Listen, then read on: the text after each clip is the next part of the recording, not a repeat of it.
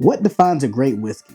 Is it the rich heritage behind the bottle or the craft that goes into every single sip? Tonight, we're putting two iconic single barrels in a head-to-head. The Virginia classic John J. Bowman single barrel and the legendary Wild Turkey Kentucky Spirit.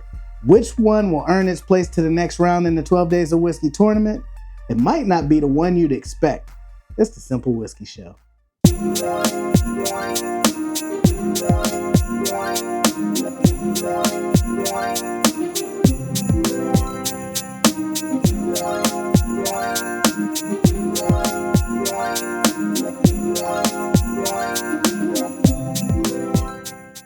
Happy holidays and welcome to the fourth day of the 12 Days of Whiskey. I'm Cyncere and we're closing out the year with the 16 Whiskey Tournament to crown the ultimate pour of 2024. So the way that it works, each video we put two whiskeys in a head-to-head style battle. I determine which one I like based off of taste, nose, and finish. One moves on to the next round and the other one goes back to the shelf to collect dust. On New Year's Eve, the final four make it to a face-off where I'm going to blind taste those four and then we'll crown a winner. So with that being said, if you like holiday fun and you love whiskey, don't forget to like, subscribe, turn on your notification bells to stay up to date on all things Cynple whiskey and to make sure you don't miss out on a single one of these matches. So let's dive into the bottles at hand.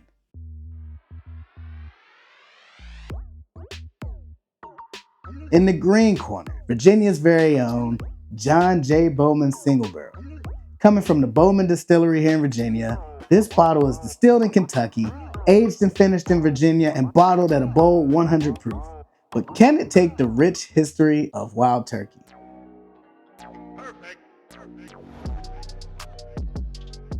Bottled at 101 proof, this single barrel bourbon has been around since 1994 and was hand selected by Jimmy and Eddie Russell.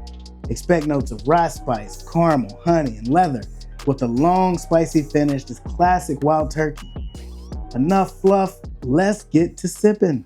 John J. Bowman on the nose is extremely rich, extremely inviting. There's a caramel note, baked apple. Grandma just took the apple pie out the oven and you can smell it all the way out in your room. You can smell it through the windows. It definitely has that strong apple pie note. I love it.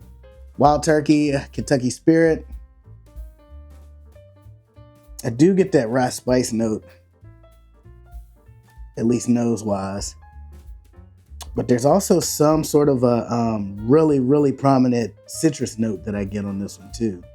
Both were inviting on the nose. You get the apple pie note that I got on the John J. You get the honey and caramel that I get on the Wild Turkey Kentucky Spirit.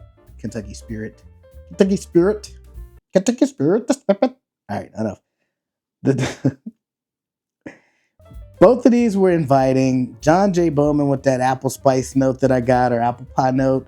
And then the Wild Turkey definitely got that honey and that caramel. Let's dive in to see what we get on the palate.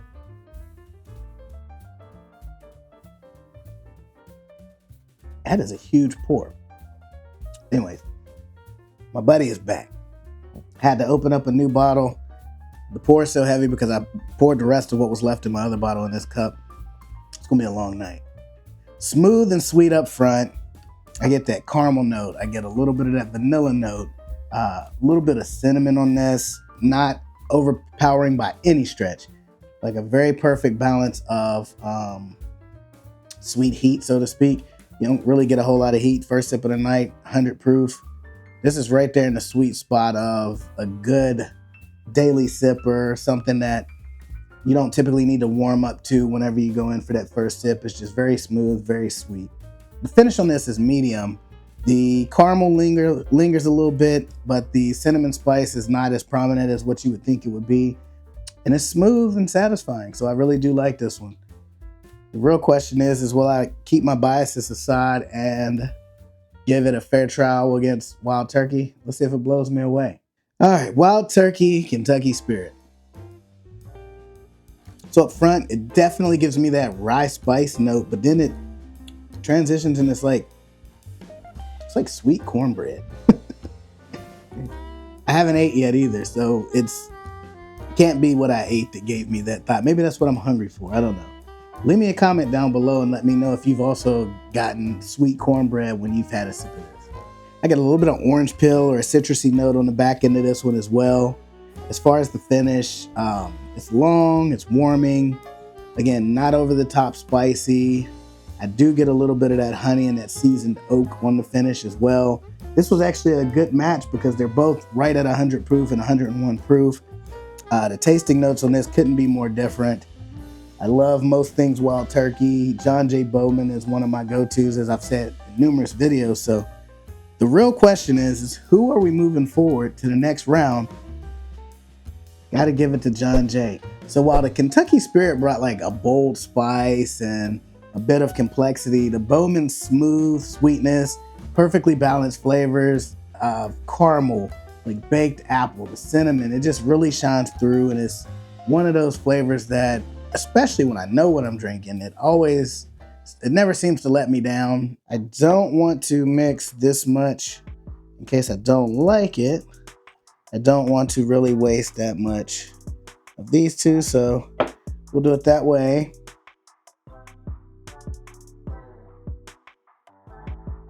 And see, will these two be friends to the end, even though Wild Turkey's going back on the shelf to collect dust? Very subtle nose on it now. Get that caramel note, a little bit of honey. I don't get the cinnamon that I got the first go around. I don't get the rye spice that I got the first go around. Cheers. Complete 180. It's weird. The citrusy note came through initially on the front, and then it got to like a peanutty flavor, almost like a Booker's or an Elijah Craig type note, peanutty. Because I don't think I got peanut on either of those individually, but combined, this created a whole new profile, which that's a good thing. I'm not knocking that. It's actually relatively decent. I will finish off the rest of this. All right, folks, that wraps up day 4 of the 12 days of whiskey. With John J. Bowman moving forward, and of course, the tournament just keeps getting better and better. And I'll leave you with this. Whiskey reminds us that the best things in life aren't always the loudest, aren't always the boldest. Sometimes it's the balance, the warmth, the quiet elegance that leaves us with the biggest impression. So here's to good whiskey, good people to drink it with, and keeping it simple. Cheers.